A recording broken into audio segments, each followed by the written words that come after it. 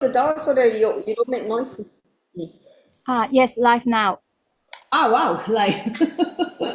Okay, let me just click. You haven't shared the document? Have you shared the document? Wait, oh, it's here. Okay, sorry, I'm just trying to move the screen to this side. Okay, then this screen here. Okay, we're live on Facebook now and social media. Okay, Nityanandam, welcome back to another session of The Essence of Living Enlightenment.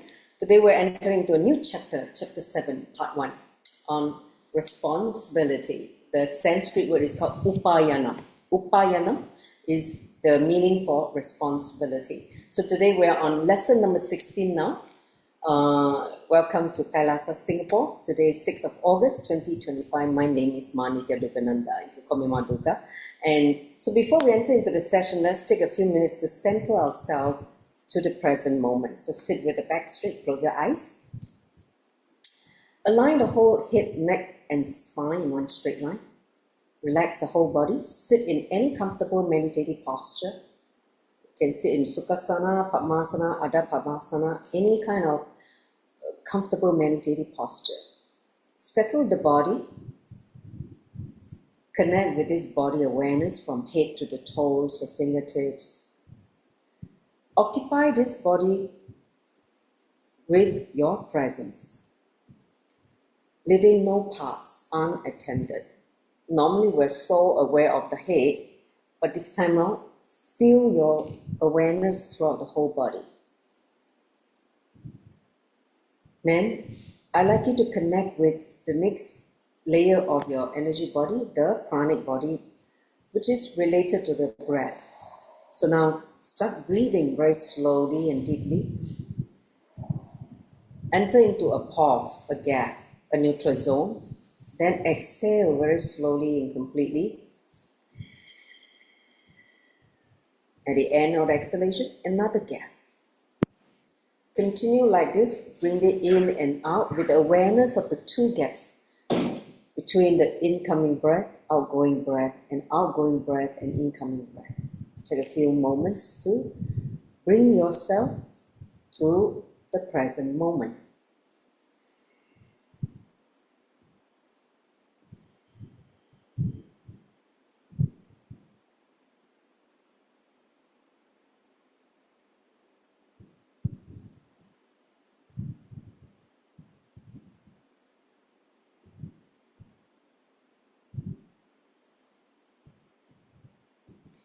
Notice a reduction of your thoughts per second, TPS, and you experience an expanded awareness.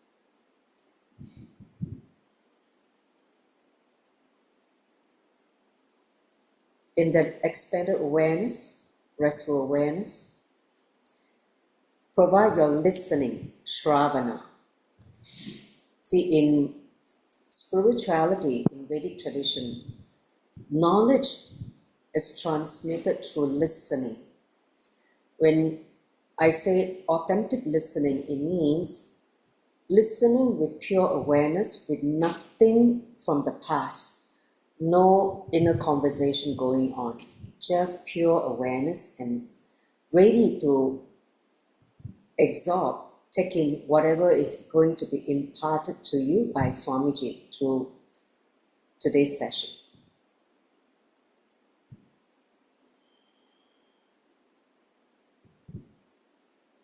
In that restful awareness, let's enter into today's session. I'd like you to join the palms together in Ammajali Mudra. Close your eyes. I'm going to chant the Sadguru Vandanam by invoking the Guru's presence and then followed by 3 times Mahavakya. Take a deep breath.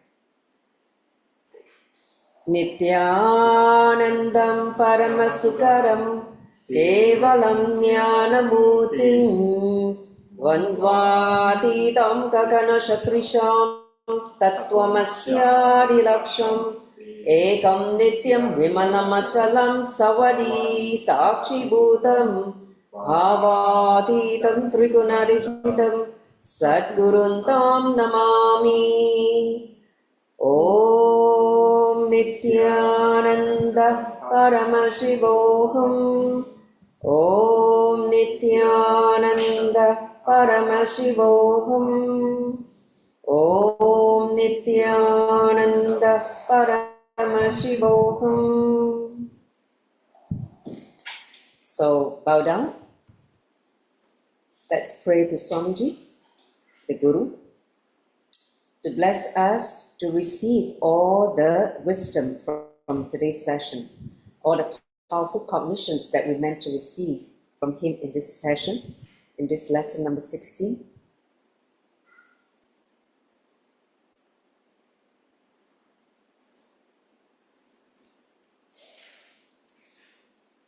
When you're ready, you can open your eyes slowly. Hey, Paul, can you turn on the camera? Or are you still outside? Huh?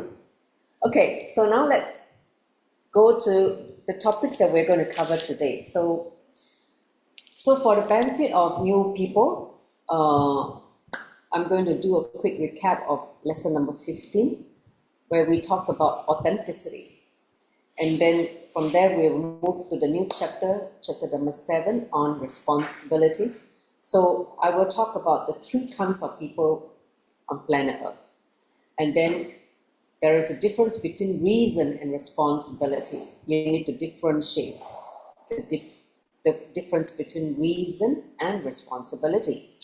And then somebody asked a question, are you a lion or a fox? It means a cunning person, or you are a lion, brave, roaring, in the forest.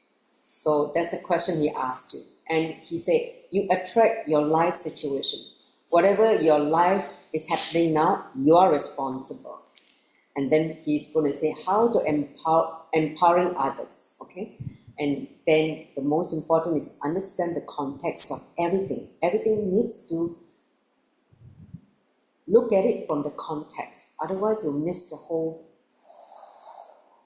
whole clarity how to move forward. So we're going to cover all this in greater details. Okay. So now let's get into a quick recap.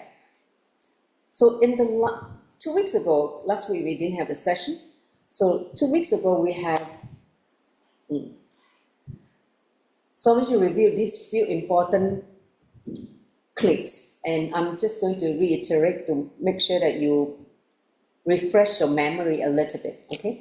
First, he said spontaneous lying happens out of a space of deep unconsciousness. You're seeing people in the society, they just lie through their eyes. They don't even blink back the eyelids by just lying.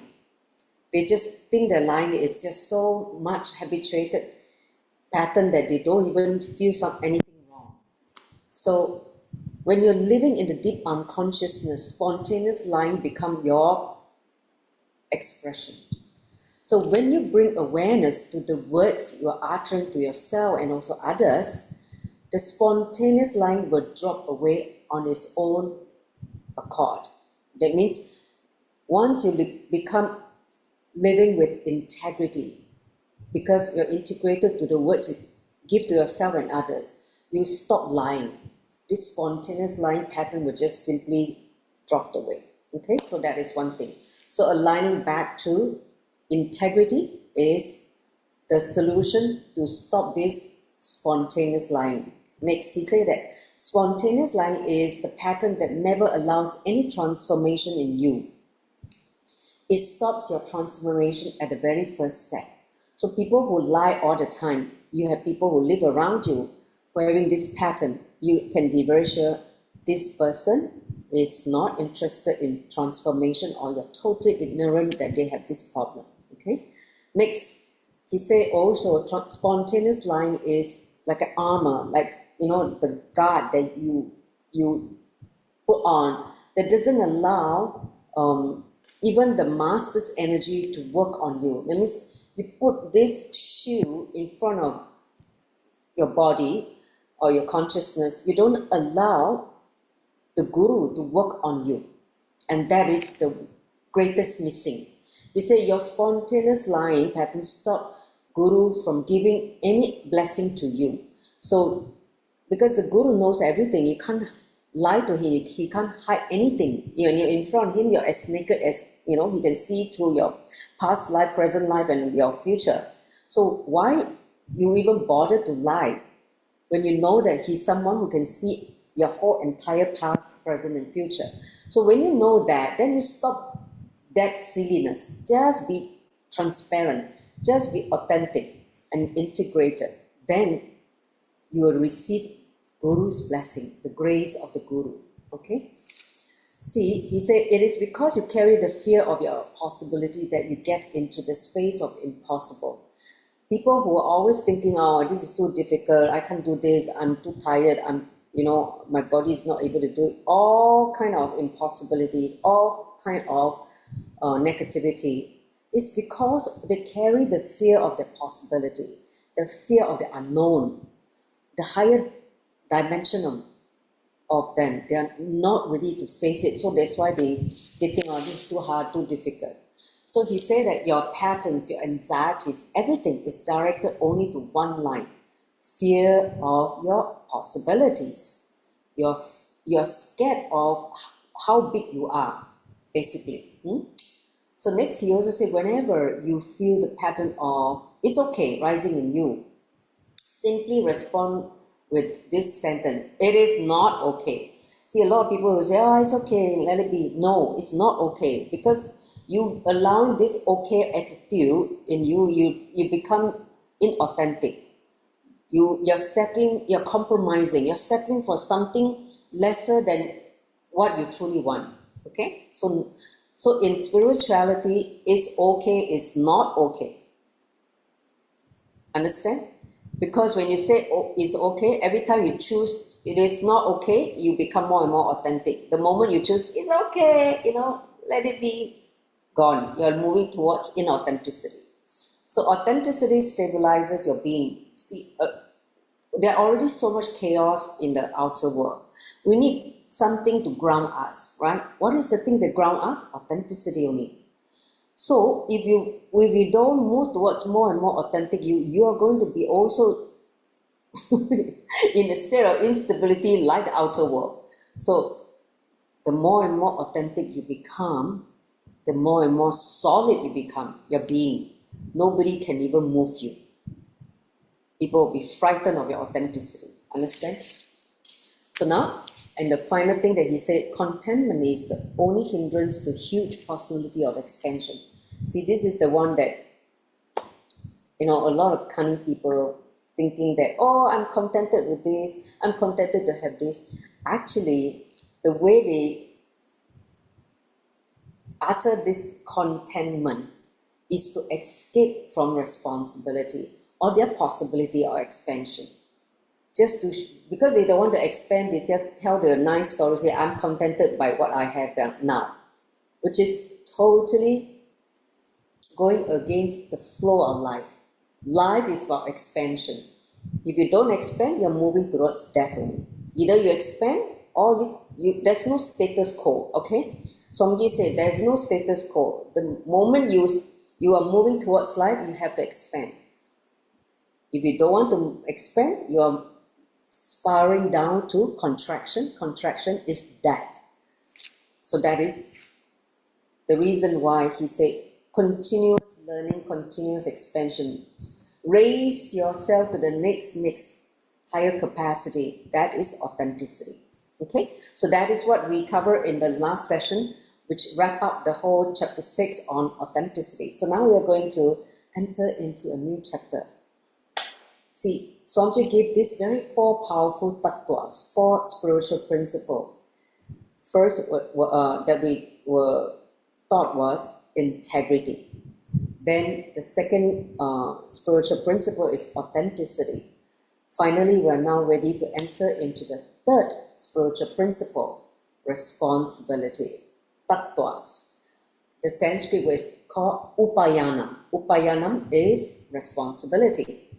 Now, what is the meaning of responsibility from the spiritual standpoint? It means living and responding to life from the truth that you are the source of and therefore responsible for all the happenings inside you and around you. Okay? So whatever is happening inside of you, your inner world and your outer world, you are the source. You are the one only. Don't blame others.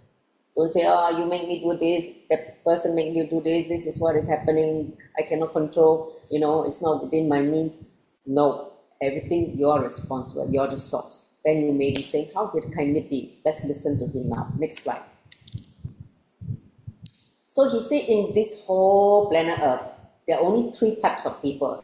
You see which one you belong to, okay? He said, listen, there are 3 kinds of people on planet Earth. Those who feel responsible for everything.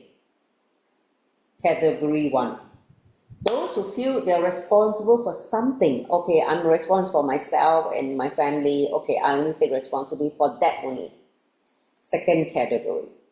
Third, those who do not feel responsible for anything. Everything is somebody's problem.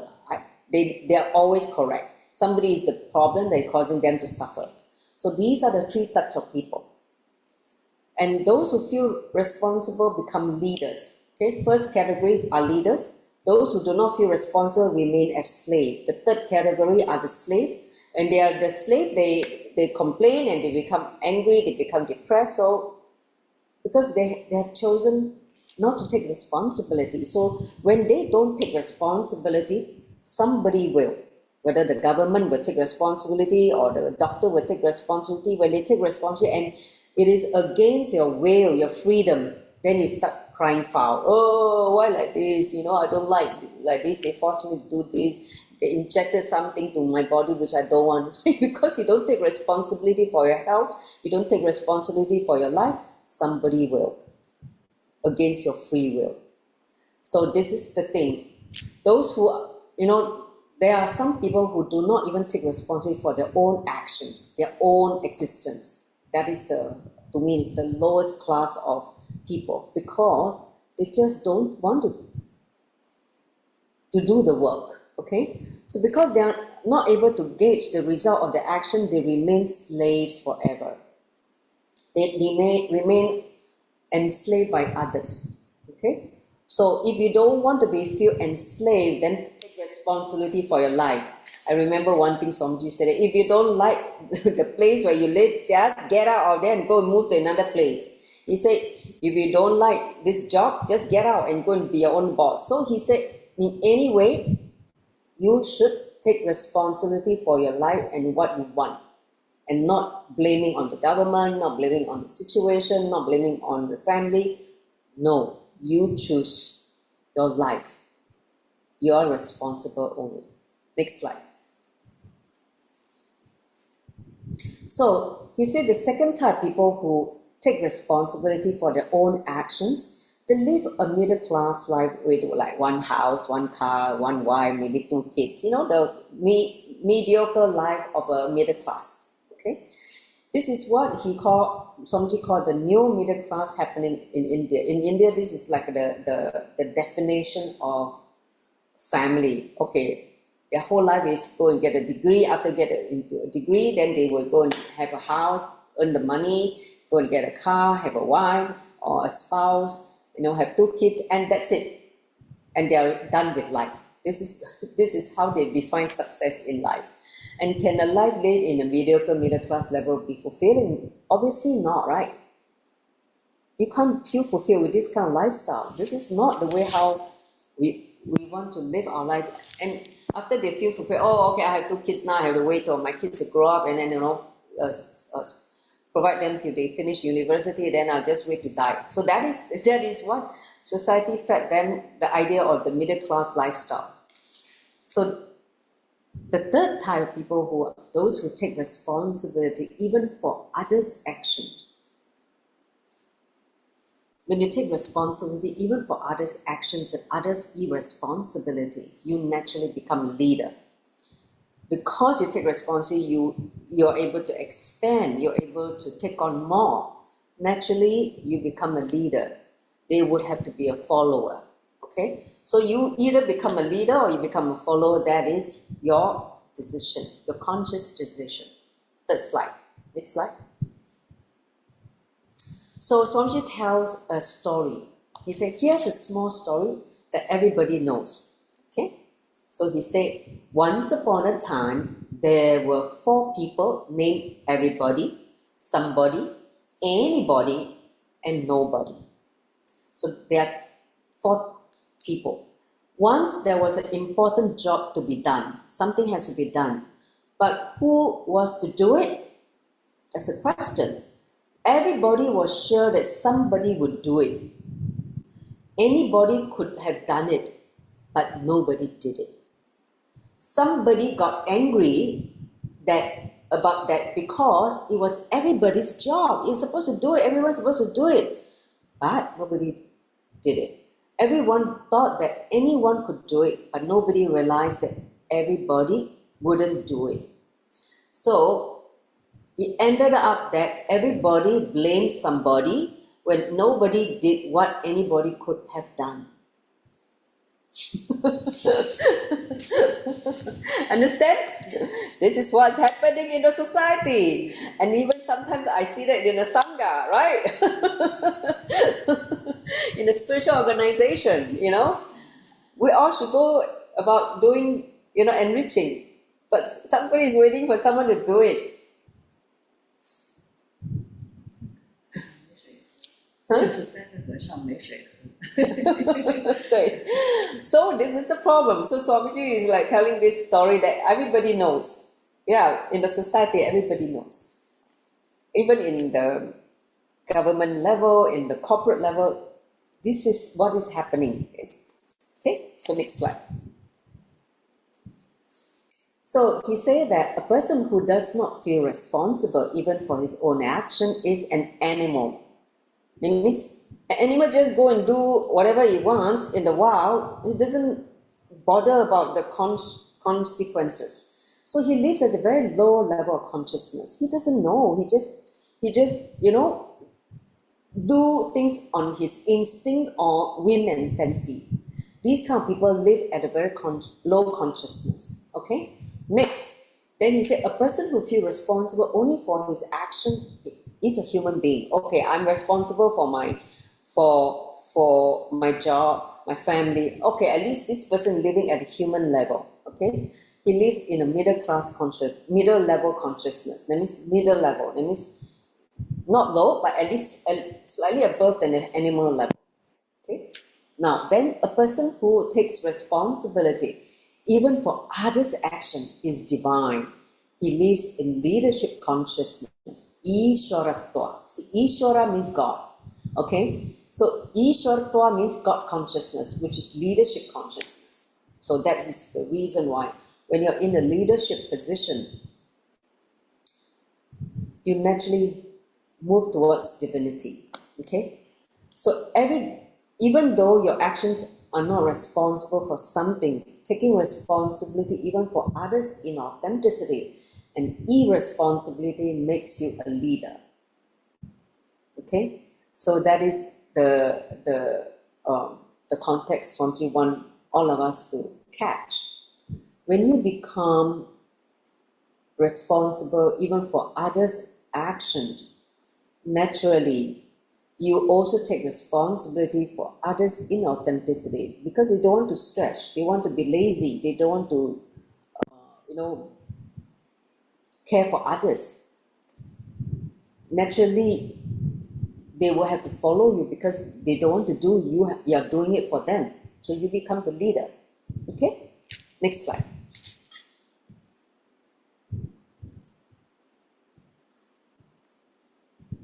Okay. So here's a practice. Please take your book of heart, your paper and pen if you have. Take your notebook. If you don't have, you can do it on your phone. This is a practice. Maybe you want to help to take some paper and pen. You just sit. You talk to Okay. So I'll wait for Mindy to come back. All of you, please take a paper and pen. See, in this session, sometimes it's also a working session. So you want us to do some work that is directly relevant to the lesson. So do it as and when. Otherwise, when you go back, you will not do, you'll forget. So don't miss this opportunity to do the practice or activity.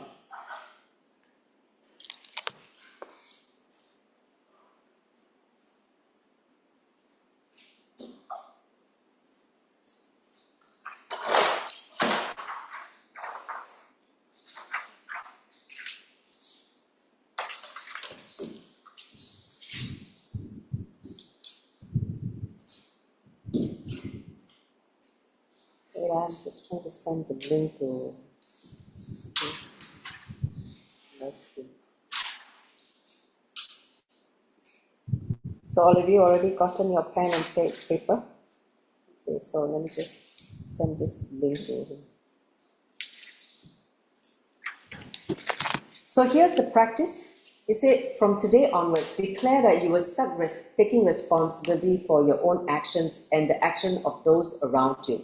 It means like your family, there's your colleague, the people that you work closely with. You start taking responsibility for those around you. It means people in your life that matters to you. Write down which action you will take responsibility for. Exactly what will you take responsibility for? Review this every day, and the next time when you see somebody making a mistake, take responsibility for it as well. That way you will see the difference, the way you feel about yourself and how other people respond to you. Start doing it. Okay, write down who are the people you're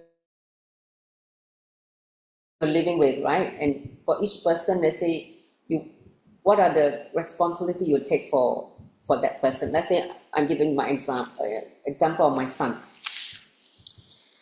He doesn't take responsibility to upkeep the house, right? As a boy, too used to being free and all that. So, but I have to take the responsibility to clean the house, right? I have to maintain the house, and then I have to show him that, look, if you don't maintain the house, then you're going to live in a house that is not clean.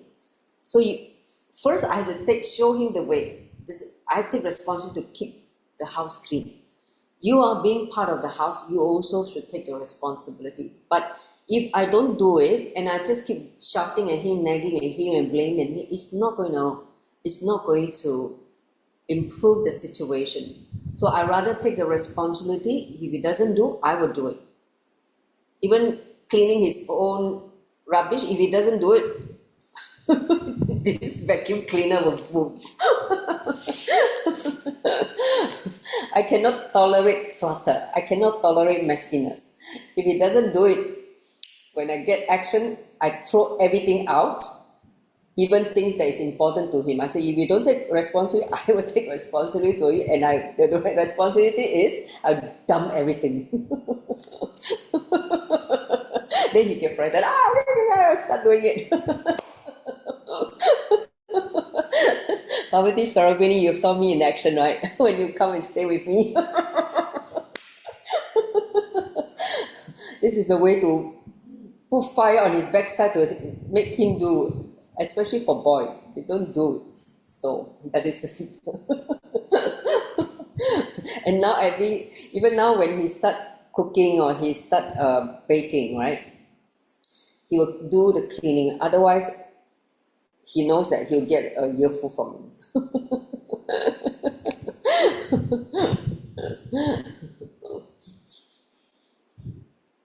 So write down the people. What are the things that you take responsibility for your own action and the action for those around you, whether it's your children, your spouse, your parents, your working colleagues, or the team that you're working with, your, teamily. Somebody coined this word, teamily, team and family. People that you work closely and who are like become part of your family, teamily. So write down which action you will take responsibility for.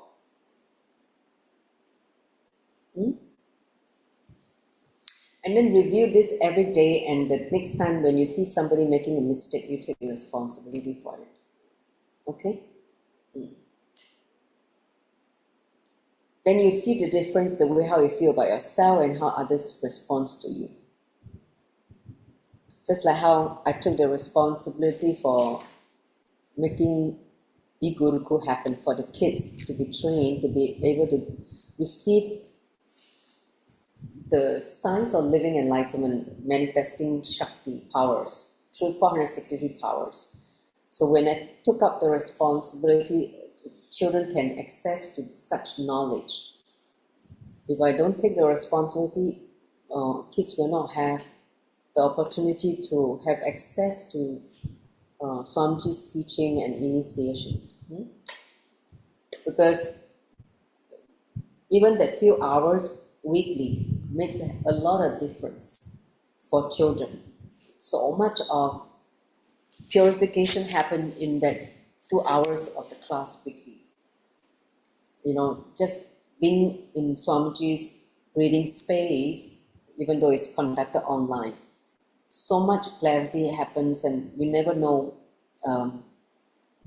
how Swamiji worked on his kids. So, and I'm also very grateful that when I did that, so much expansion happened in me in terms of knowledge, also in terms of ability to work with parents and children. So just write down and see how, the people that you're taking responsibility for. Okay? Shall we go on to the next slide?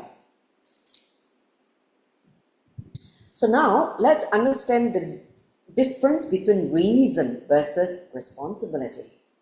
So please listen again. He said, when we hear about taking responsibilities for everything, the biggest question we have in our mind is, how can I be responsible for everything happening around me? I understand that I can be held responsible for what is happening inside of me. But how can I be held responsible for what is happening outside of me? For example, if an accident happened in my life, how can I be responsible? Let's say somebody had an accident. How can I be responsible for that person's action? So everybody asked this question to Swamiji in the Inner Awakening when he was expounding on this topic of responsibility. So now he said, let me answer you from the spiritual context. He said, there is an important difference between being the cause of something and being responsible for it. That is the two differences you need to cognize. The cause of something and being responsible for it. Next slide. Sometimes it may not be the reason for a certain happening, but if it is affecting your life, you're responsible for that happening. He gives an example. It may not be the cause of this political corruption in your country or the political unrest in your country, but as a citizen of the country, you are responsible for it. You are responsible for it because you may not be the reason for this, corruption in your country, like a lot of corruption in this officials. But as a citizen of the country, you're responsible for it. Okay? So you may not be the reason, as per your logic, you're not the reason for the corruption, but that doesn't mean that you're not responsible for it in truth. Because you're the citizen, you are part of the whole, the country's governance, so you are responsible for it. So you need to know that unless you take responsibility, you're neither going to improve the situation, nor are you going to expand your inner space. So that's why taking responsibility is the first step for transformation to happen. If you don't take the responsibility, just talking, complaining, whining, and feeling victimized by the situation, crying, like a baby, ain't gonna work, ain't gonna solve the problem or improve the situation, and you're going to be stuck. So that is the reality. Next slide. Are you with me? Okay. So here's another activity that Swamiji giving. He said, make a list of the things in your life for which you're not the cause, but for which you know you're responsible. Even though you're not the one who caused this problem, but you're responsible. Write it down. Write it down, the list of things. let's say climate change, right? The climate change, you're not the cause that polluted the water bank or the river bank, or you're not the one who caused the, what do you call that? Melting of the ice in the Antarctic Circle, right? You're not the one responsible for the tsunami, the earthquake, and the, what do you call that? The flood that is happening in different parts of the world. You are not the cause, but you're responsible for it. How is it you're responsible for it? We'll look at that later on. So make a list of things.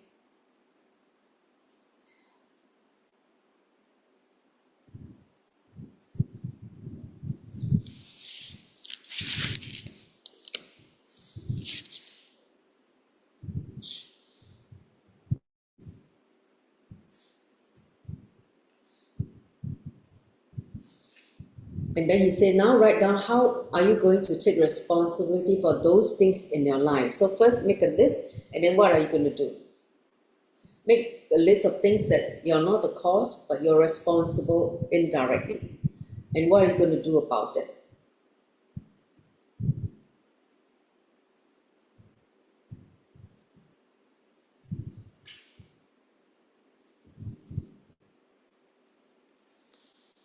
See, I remember you may not be responsible for the cause of the COVID pandemic that happened in 2020, right? Where the whole world was locked down, shut down. It was in such a chaos. Everywhere in the world was just in like a total shutdown mode. You're not responsible. Somebody was the cause for this whole pandemic, spreading this whole virus across the globe and causing a total panic in everywhere. But you're responsible. How is it you're responsible?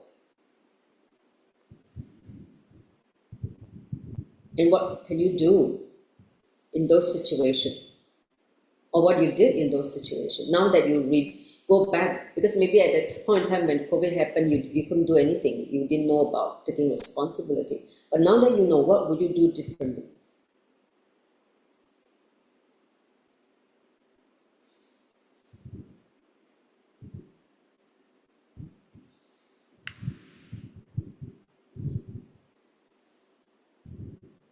So make a list of things.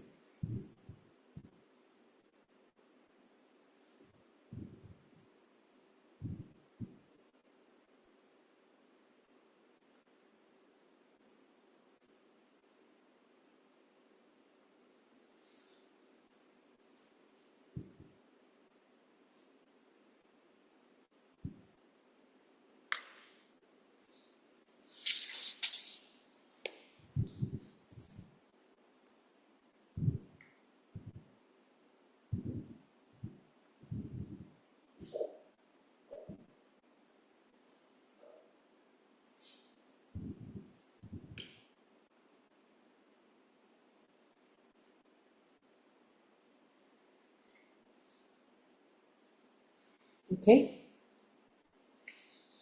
Still writing? Yes?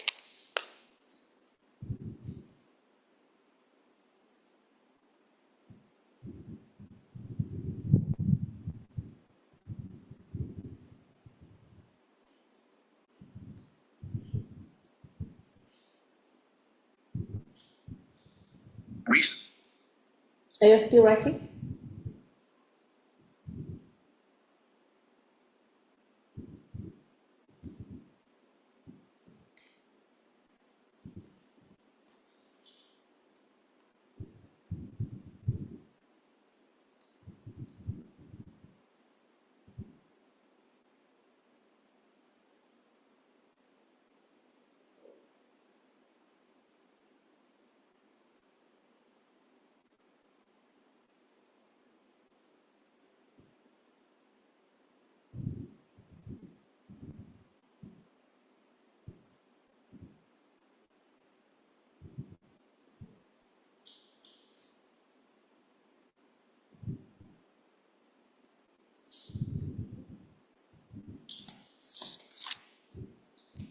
Done?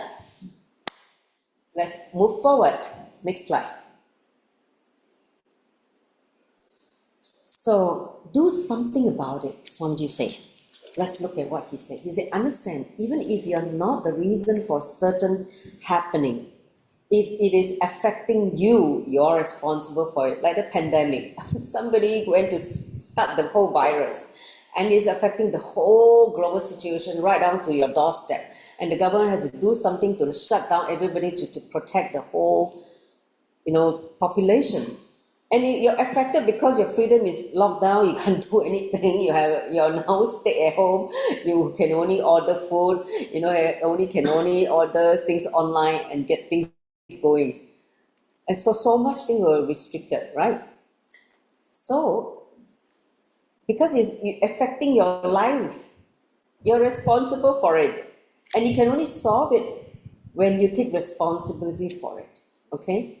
So a leader is responsible for making everybody responsible. That is why I tell you, feel responsible for whatever you see. If you see a slum, feel responsible for the slum. If you see a beggar, feel responsible for it. Feel responsible for everything. That is what Prince Siddhartha did, who eventually became Gautama Buddha. How Buddha became who he is because he wants to be responsible. He feels responsible for people suffering. Remember, he used to be a prince staying in some kind of palace, enjoying a luxurious life. But he decided to renounce the lifestyle of royalty, or living as a prince, and went to take, to become a monk, a sadhu, and go around village to village to teach, to spread the teaching. And because he feels responsible for others' suffering, the suffering on planet Earth, that's why he did what he did. And that's why he's worshipped so much even till today. Understand? Next slide. So the story of Buddha's life described how the young prince Siddhartha, this is his original name, Siddhartha, was traveling outside his palace for the first time and was shocked to see the poor, diseased and dying people for the first time. Remember, one day he went to do a visit to the outside his palace. He was utterly shocked by what he saw. People are suffering, people are in disease, with leprosy, people are dying. The whole street, he was feeling disturbed by what he saw. Versus, he's living in the palace. Everything is too nice and cozy. So he said that we also feel shocked when we see disease and dying people, but do we do anything about it? For Prince Siddhartha, when he saw an old man, he felt responsible for it. When he saw a diseased man, he felt responsible for it. It is his sense of responsibility that made Siddhartha take to the spiritual path to understand the cause of human misery. What caused human to suffer? He went to the depth of how we create suffering in life. This is a responsibility that transformed him into Buddha, okay, the enlightened one. So responsibility not only makes you a leader, it makes you divine. Okay? When you become responsible for the suffering of others, it makes you divine. Next slide. Another activity. So, he said, make a list of things in your day-to-day life that you're not directly responsible for, but which affects you. Like for instance, the garbage dump near your house, your co-workers not doing well at work. For instance, your co-workers, your team, whom you're working with closely, is not doing well at work. Maybe slacking or not able to concentrate, not able to perform, whatever may be, right, that affects you, what are you going to do about it? Okay, now see how you can take responsibility for it and list down what you can do about it and take it up as an authentic practice,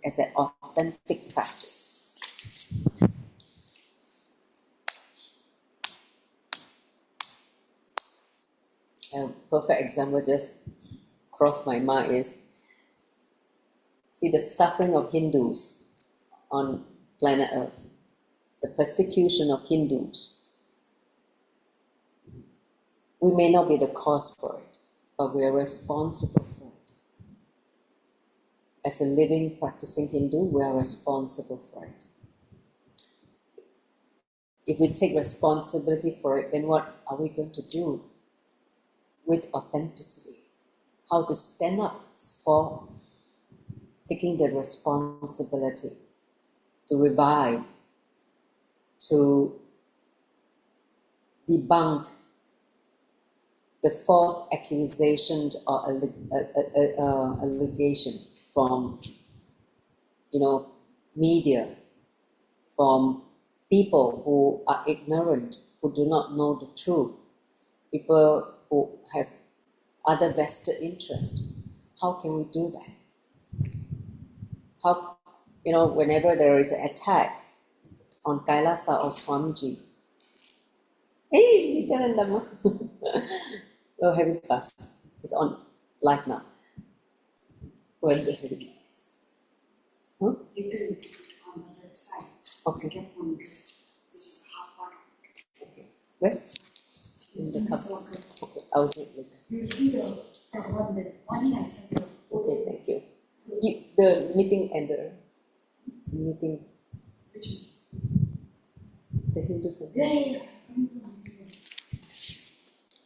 Let me continue.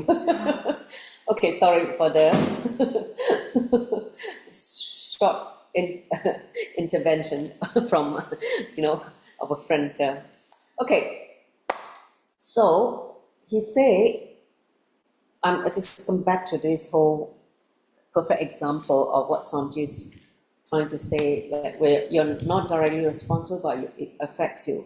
Like how when we go out to, into the outer world, how people perceive people as disciples or devotees of Swamiji because of all the false accusation, persecution, and all this scandalous, misinformation on the internet, and people are judging us, especially for like a Chinese, and they would think that I'm a fool to, go after a guru, with such bad publicity. So when such thing happen, when I see these people in front of me giving the judgment, I will not keep quiet. I'll tell them off. I told them off before. I remember I was in a little India, and they were looking at me with their funny eyes, and I just told them off. Now we see how you can take responsibility for it and list down what you can do about it and take it out as an authentic practice. Okay. You will see that Swamiji say one thing: the more responsibility you take, the more you expand, and more responsibility gets showered on you. More and more.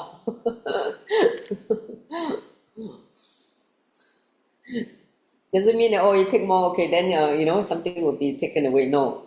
The more capacity you're able to take for others, in terms of being responsible for others, the more you get showered with more responsibility. That is the law of life. But powers also come with responsibility. That's a good thing. When you take on more, you have more powers also. He shower more powers to you when you take more responsibility. Next slide. So here's the question: are you a lion or a fox? He said, please understand, if you're not taking responsibility, you're going to become lazy and manipulative, cunning. Because you have to do something with your energy anyway, right? Your intelligence, your capability. Everyone comes with intelligent energy and capabilities. But if you're not using in the right direction, you're going to use it to not only destroy yourself or create problem for people. If you're not going to stand up as a lion, you're going to end up being a fox. That is the truth. You can see in society, people around you, if they are not taking responsibility to enrich, to better people's life, when they become lazy, they become cunning and manipulative. Because with the excess energy, what they're going to do? They will use the energy in the wrong way, the intelligence in the wrong way. Try to escape, try to cheat, try to rob, try to scam people, all kinds of things they will do with this excess energy because they don't want to take responsibility. So there is a sign on a company bulletin board that says these firms require no physical fitness program. Everyone gets enough exercise jumping to conclusion, flying off the handle, running down the bosses, fogging dead horses, and knifing friends in the back, stabbing people at the back, dodging responsibility, escaping, dodging it, and pushing their luck. So that's why this is, if the company is doing all this kind of thing, then you don't need a physical, fitness program. Anyway, you're doing all this kind of thing to destroy yourself, right? So next slide. So holding somebody else as responsible is not going to solve the problem. Let's be very clear. He said plan only for success. The problem is that when you plan, you get a thought, what to do if this fails, right? We always have this one at the back of the mind, the voice, I used to see the cartoon, they have the angel voice and the devil's voice, right? So this is the devil's voice to say, what to do if it fails? Your angel voice will say, oh, I want to do this, I want to do this. Then the devil voice will say, ha ha ha, you failed last time. This time you're going to fail again. So the devil's voice will always pull you down and create all the negativity, all the impossibility, right? So what are you going to do with that? When such thoughts happen in you, you immediately think of whom to hold responsible, right? Do not do this. Do not do this. He said holding someone else as responsible is not going to bring success. He said when the thought comes to hold someone else responsible, cut it. Instead, see to it that he's educated to make things successful. It means the person is educated to make things successful. That is the important difference. Not just chuck the whole thing to this fella. You now take responsible for this. And just don't even ensure that this person is able to complete the task or the project successfully. So if you are not willing to take responsibility in all your relationship, you will be planning about how to manipulate the other person. See, at work, you will be planning about how to please your boss and shift the blame to your co-workers for anything that goes wrong. Understand, retirement does not happen when you stop going to work. It happens when you stop taking responsibility. Understand? Retirement is not about not going to office and work. You start retiring is when you don't take responsibility. That means what? You stop growing, right? Retirement, you stop growing, you stop being active, you stop being contributing, you stop being useful. Right? That is retirement, right? So, in Swamiji's teaching, there's no such thing as retirement. You keep yourself active till the last breath before you leave the body. Okay? This is the lifestyle of an active Hindu, practicing and living Hindu. You don't retire. Retirement should not be in your dictionary. No retirement. In fact, I feel that after I left my corporate life, I become so active, so much more responsibility I'm taking up, versus when I was doing a 9 to 5 job and in a corporate situation. After I left, even though I have more time, but I've also taken a lot more responsibility. So people think that I'm retiring, but the truth is actually the reverse. I may have been seen retiring from corporate life, but the actual amount of work that I'm doing is much more than when I was working in the company, in the corporate world. Because when you take the responsibility, like for instance, being a head of the Sangha, you take the responsibility being a head of a team, like Gurukul team, you take responsibility for children, you take responsibility for parents, you take responsibility for the health of people around you. Then you see you have a lot more things to do. You need to help, you need to you need to plan and contribute. So that is the difference, I feel. There's no such thing as retirement, which is what Swamiji said. When you think that you're going on a retirement thing, then you stop taking responsibility. So don't do that, because I've seen people who retire within 2-3 years they die. Seriously, my father-in-law, when the moment he retired, within 2 years he left the body, because he had nothing to do, and the body just become weaker each day, because he didn't do anything. He didn't want to move the body. So after that he left the body. So that's why keep yourself active. Activism is part of Hinduism. Next slide. Here's another small story. Let's listen to the story. A patient in a hospital accidentally knocked over a cup of water. Okay, a patient, which spilled on the floor beside his bed. Okay, the patient was afraid he might slip on the water if he got out of the bed. Right, some water fell down, and then the water now is creating a puddle on the floor. And if he come down from the bed, he's going to step onto the water, of which he may slip. So he asked for a nurse, to basically mop the floor, to dry up the floor. The patient didn't know it, but the hospital policy is that the small spills were the responsibility of the nurse aides, ADs, right? Where large spills were to be mopped up by the hospital's housekeeping staff. So let's say in a small puddle, the nurse who was helping the existing nurse will have to mop it. But if, let's say, it's a huge spill, like one Tupperware of water is spilled, then the housekeeping staff will have to do it. Okay. So this nurse aide, right, decided the spill was large one, and she called for the housekeeping team.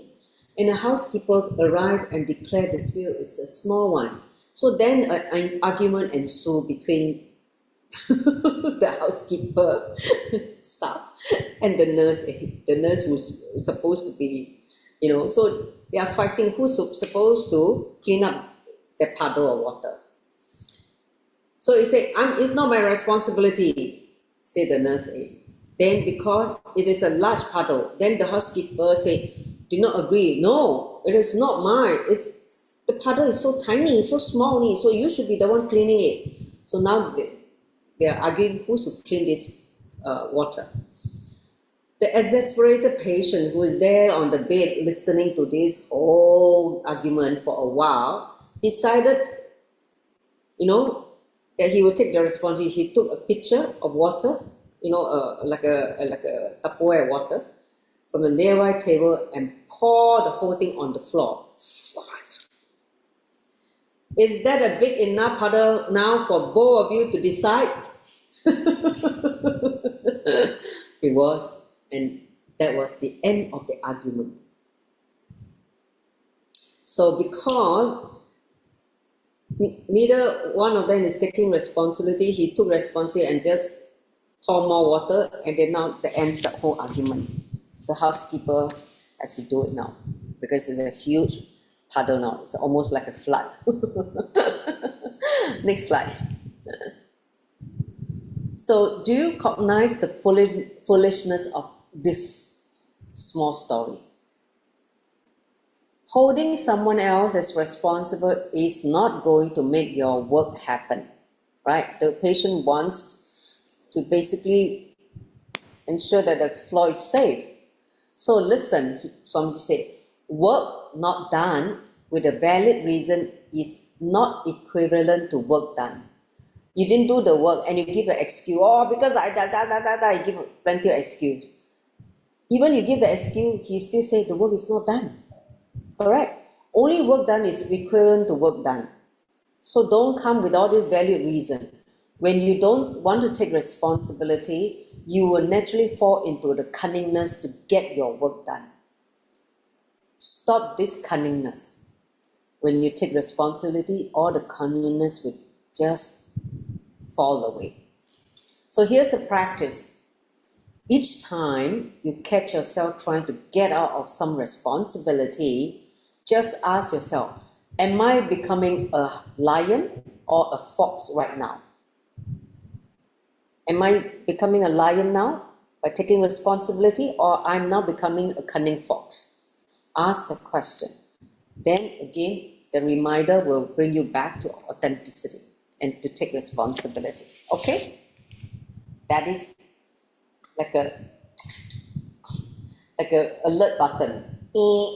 By Swamiji. Lion, fox, lion, fox.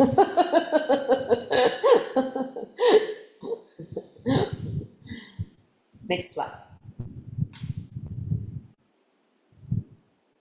So here's the thing. He said, you attract your situation, your life situation. Here's another beautiful story that happened in the life of Buddha. Today we have so many Buddha stories, okay, which I like. He said, once when Buddha was teaching a group of people, a person in the group started abusing him angrily. The Buddha listened patiently while the stranger vomited all his anger. The person was shouting at Buddha and saying, you are, shouting. Then he asked, if someone gives you a gift and you refuse to accept it, with whom does this gift remain? You or the other person? Okay. So the other person, of course, any fool can see that, said the man angrily, this angry man who is abusing Buddha. Now, said Buddha, if I refuse to accept your abuse and your anger that you're now spewing on me, where will it go? Who is going to suffer with it? Buddha put directly the right context to him. The man was so shocked that he fell into silence. His anger was completely dissipated, gone. He was suddenly in the space of pure listening to Buddha. Into that space of listening, Buddha then poured the teaching about taking complete responsibility for all the efforts of one's action. So that was the moment Buddha gave him a shift in his consciousness, in his cognition. Just by asking him this very valid question, if someone else give you a gift and you refuse to accept it, then where the gift is going to remain? That person, right? Not you, right? Because you refuse to accept it, right? So same way, I don't accept your anger and abuse now. So where is it going to go? It go back to you. It's yours. You continue to be angry and abusive. Next slide. So listen, you're responsible for all your actions, the reactions you attract from others, and all the happening of your life. When you become aware of your words and thoughts and understand how they impact your life, you will naturally become aware of your actions and their effects as well. That is why I say, Swamiji say, integrity will automatically teach you responsibility. Integrity is not just a simple vow or a simple word or a simple thing. It is all about ironing out your thinking and aligning it. So before you even utter the word, you have gone through that scrutiny of ironing it with responsibility. Next slide. So when you clean your inner space with the power of integrity, which is the first tattva that we spent a lot of time a few months ago, you will realize that you are responsible for all the contradiction, the conflicts, the confusions you carry inside. Whatever that is happening inside, the struggle, the anger, the frustration, the guilt, anything that is you're holding inside you, you're responsible only. You realize that even the accidents happening in your life are attracted by you. You attracted the accident. You attracted something bad happening to you. Whether it is wealth, poverty, right or wrong, you attracted everything. Everything into your life. You are the one. Understand? You are responsible for everything happening in you and around you. You are responsible for your very life. That is the truth. So if you lose something, if something bad happened to you, if you got sick, you have cancer, everything, please be very clear. You are the one responsible. Nobody is giving you that. You're responsible for it. Next slide. So here's another activity. Make a list of everything that you attracted into your life, whether it's wealth, poverty, right, wrong, accident, success, everything that you have attracted in your life. Make a list. Now contemplate and write down how you have been responsible for attracting them in your life through your thoughts, words, and actions. You are responsible. You make a list first. You may not have time to complete all of them. The list may be very, very long, like 2 pages or 3 pages, depending how much you can remember.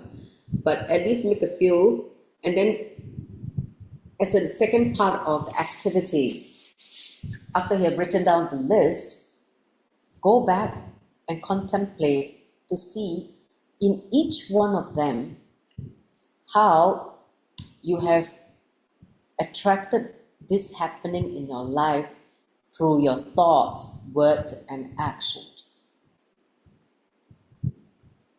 instead of blaming on others. Okay? Like, I give you an example. Many of you knew that I had stage 3 cervical cancer in 2005 before I met Swamiji. Okay? So that came like a thunderbolt. My whole life will, literally collapse. It's like a wake-up call. Life just slapped me on left, right, center. And I was like, God, I'm going to disappear from planet Earth if I don't do anything about it, right? I'm now sick. So I think at that moment, when I realized that nobody can help me, I'm only going to be the one have to come out of this. And that was very clear for me. Not even my husband at that point in time. He can't help me. So then I decided to take the responsibility that brought me to meet Swamiji. And of course, as you already know, he healed me completely, and that's why I'm still alive here. Enriching and teaching people. Because he healed me, and I was inspired by this whole lifestyle and this truth. And then I take responsibility to share that with others. And when I look back, I attracted the cancer myself. When I did the process with Swamiji, the two source of mental patterns that cause the cancer. One, guilt. I was carrying a lot of guilt. Second, a lot of pain. Emotional pain, mental pain, physical pain. So these two things only created the what you call that, the cancer in me. So only when I look back, I saw how my thoughts, the words, and the action bring that cancer into my body. When I realized it, when Swamiji healed me, he was able to not only clean me up and pick up all this, negativity and all these wrong ideas, cognition, and then the healing happened. So only to Guru's grace, who give the right knowledge, that we are able to, get healed. And so the same way, when you're making that list in your life, the moment you remember the major milestones in your life or major setback in your life, whether you manifested well, whether you manifested some kind of poverty in your life, or you manifested some kind of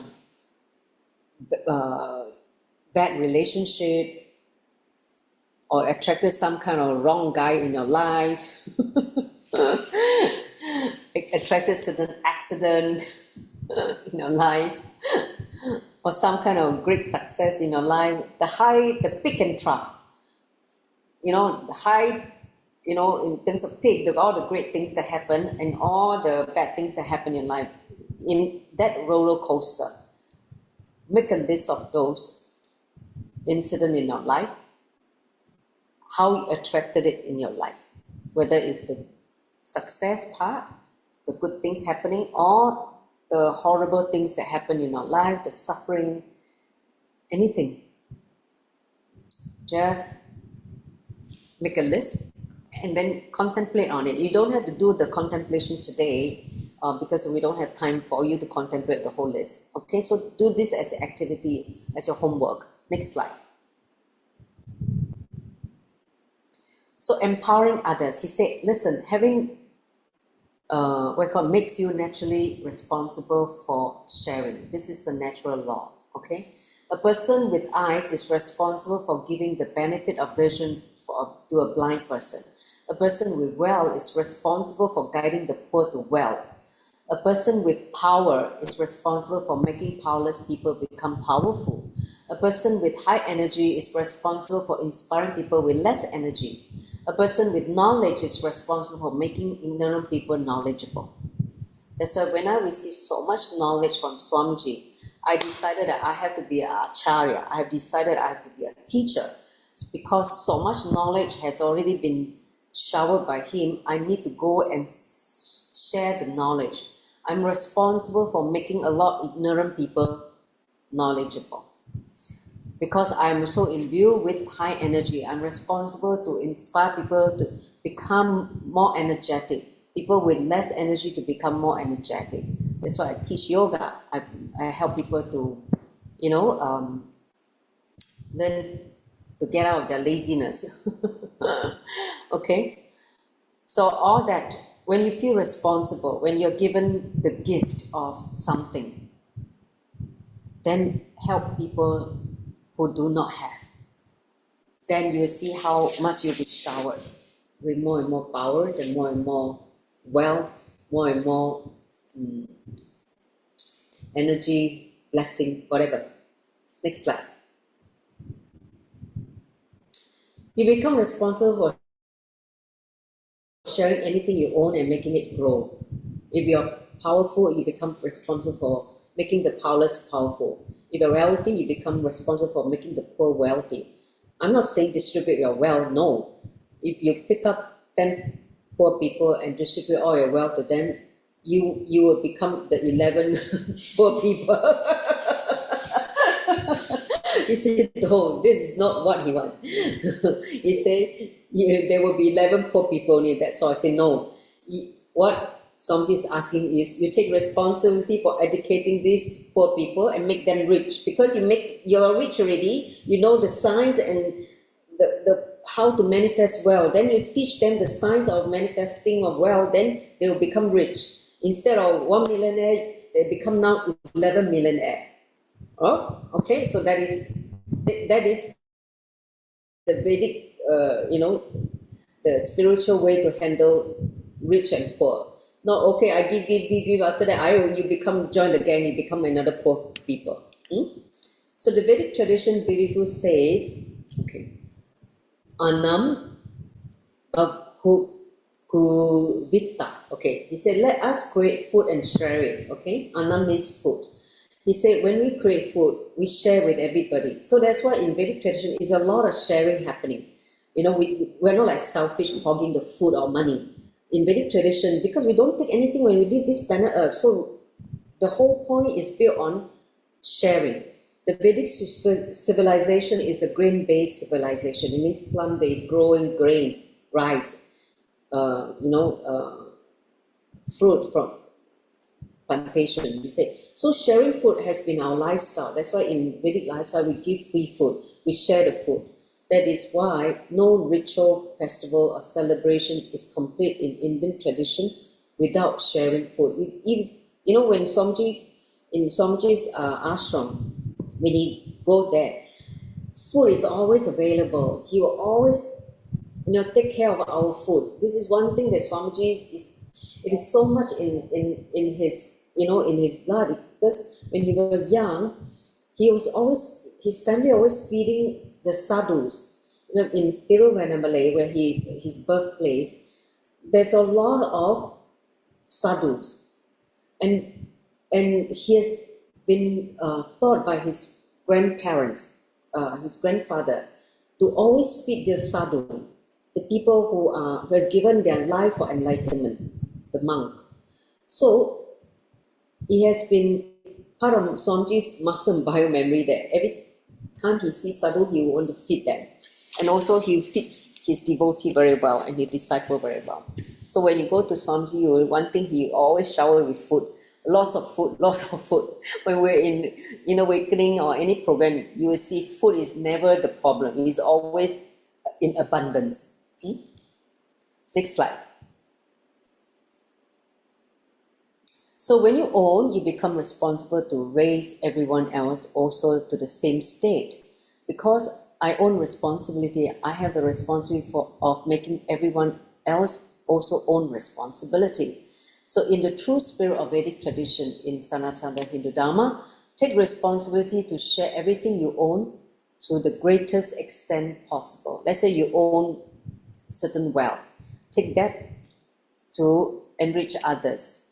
Let's say you own certain talent. Take that to enrich others with your talent. So here's one last activity, I think. Make a list of things that you have and how you would take responsibility to share them with others. For example, you are fairly well off, you have money. How will you take responsibility to help others to become wealthy? If you are successful in certain way in life, let's say you're able to become your own boss, like myself, making the transition from corporate to spiritual entrepreneur, how will you guide others to become successful as well? So that's what I take responsibility for. So the same way for all of you, make a list of things that you have and how you will take responsibility to share with others. Okay? Next slide. This is the last part. Understanding the context. He said, when you understand the truth that you are responsible for everything, the possibility of expansion starts happening in you. This tattva, this spiritual principle of responsibility is taught by many organizations as a method to make you more productive, more useful in the organization, or sometimes to make you a better citizen of the country. Listen, feeling that you're responsible for everything is not just a methodology or a technique to increase your productivity or make you a responsible citizen of your country. I'm not funded by any state or corporation. Swamiji is talking about that. He said, I'm not funded by anyone. I'm supported by the cosmos. I teach only the laws of the cosmos, the cosmic laws. I'm not teaching responsibility to make corporate staff training easy. I'm not against you being a responsible employee or a citizen, but I'm not teaching responsibility just to make you a responsible employee or citizen. I'm teaching responsibility to make you an enlightened being. Okay? Because Swami is already enlightened, it is his responsibility to make us enlightened being also. Next slide. Because an enlightened being is responsible for the entire cosmos, not only on planet Earth, but entire cosmos. So when I really want you to achieve through this principle is Jiva Mukti, the space of enlightenment, the liberated one. I want you to understand this principle and experience the possibility of ultimate expansion, which is enlightenment. The ultimate expansion is enlightenment only. You have to understand the context from which the teaching are shared. For example, climbing a hill, if it's seen from the context of the amount of work you have to do, then it will tire you. It's like, oh, I have to climb so high, I feel so tired already, even the thought of it. But if it's a hobby, a picnic, it rejuvenates you. Oh yeah, we're going to, celebrate after this, the climb of the hill. We're going to have a picnic there. We're going to have some kind of celebration. You'll feel excited about it. So the same action with the right context give you a different result. Same thing when you enrich people in the Sangha. If you think that enriching is or causing is like an uphill task, or it's like something you don't like to do, then obviously the result will be different. But if you think that enriching causing is your lifestyle, your very breath, then you'll take it out with a different result as well. So I tell you, you're the source of everything and you're responsible for everything. Only when you understand that you're responsible, the possibility for expansion happens. Next slide. So understand, when a seed is ready to take the responsibility to become a tree, it grows and sprouts, right, and transforms itself. When an egg takes responsibility of becoming a chick or a hen, it grows and expands and transforms into itself. So it is a decision to take the responsibility that is the breakthrough point in any field at all, whether it's economical, corporate, social, relationship, or spiritual life. When you decide to take responsibility, the breakthrough happens, the opening happens, the responsibility, the possibility opens up for you as well.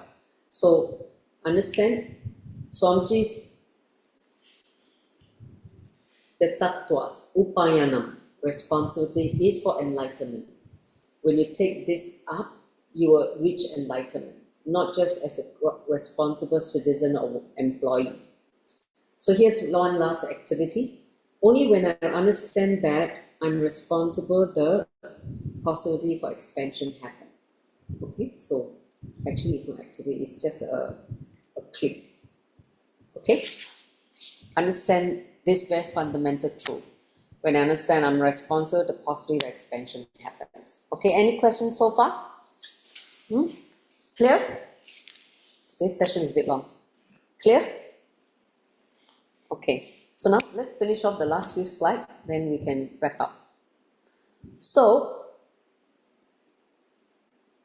Swamiji is taking responsibility for our expansion, our enlightenment. He has,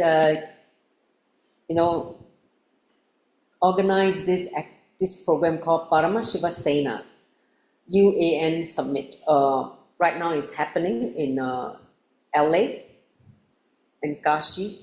So UAN is called United Ancient Nations Summit. So it's a 30 days program from 1st of August to 1st September.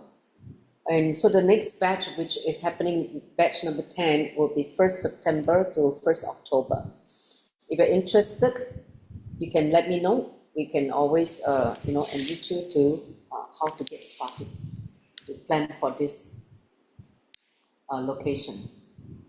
The next batch. Next slide. So this Saturday is our National Day of Singapore. We're going to have a meditation, like a workshop, mini workshop. It's called Laughter Meditation, which is gifted by Swamiji. He did a laughter meditation. And so the time has moved from 10:30 morning to 2 p.m. because we will have a ritual for the sacred thread from 8 to 12, 4 hours. So that's why I to move this meditation to the afternoon. So if you're interested, let me know. To join, you can join online or come to the center. Up to you. I will be at the center only. A few devotees will be coming at the center. So if you want to join, please come. If you want to join online also, you are more than welcome to join online. Next slide. By the 9th of August, Saturday. Now, next celebration. You know, in Hinduism, we have a lot of festival celebration. The next festival is Krishna Janmashtami, which is the birthday of Krishna, Lord Krishna, Bhagavan Lord Krishna, Sri Krishna. So it's going to happen actually on the 16th in USA, but 17th in this part of the world because of the time zone. The celebration will start early in the morning till late morning. So will be some activity happening at the center. If you're available, if you want to spend the Saturday, actually it's Sunday, the Saturday night and Sunday here, the Sunday morning, you're more than welcome to join. You can join online as well. Okay. So there are a series of activities, whether it's offering Pada Puja, doing some Chuna Abhishekam. Chuna Abhishekam is offering different juices to Krishna, Abhishekam, sacred bath through different fruit juices. And then we also have, Tolabaram and all that. And offering butter also. If you can offer butter, you know Krishna's favorite is butter. Next slide. So, if you're fascinated to know more about Kailasa and you're wanting to become an e-citizen, becoming a citizen of the nation Kailasa, you can contact any of the Rajya Sabha member to give you this citizenship guide so that you can read how to access a lot of content and also a lot of teaching of Swamiji, just becoming an e-citizen. Next slide. So this is the last slide. The next session, next Wednesday, is going to be lesson number 17. We'll continue part 2 of this responsibility. I'm only able to do part 1 today because this chapter is quite lengthy. So at least 3 parts, the way how I see it. So next Wednesday, I see you all of you back here again for part 2. So if there's no question, I'm going to conclude with the Purna Mantra. Join the palms together. Om Purnamada Purnamidam Purnat Purnamudachyate Purnasya Purnamadaya Purnameva Vashishyate. Om Shanti Shanti Shanti. Hari Om Tat Sat Sovam Bhagavat Sri Nityananda Paramashiva Paurka Paramastu. Om Nityanandam. Thank you, Nityananda. See you next week. Have a good day. Thank you. Thank you. So how was the session today?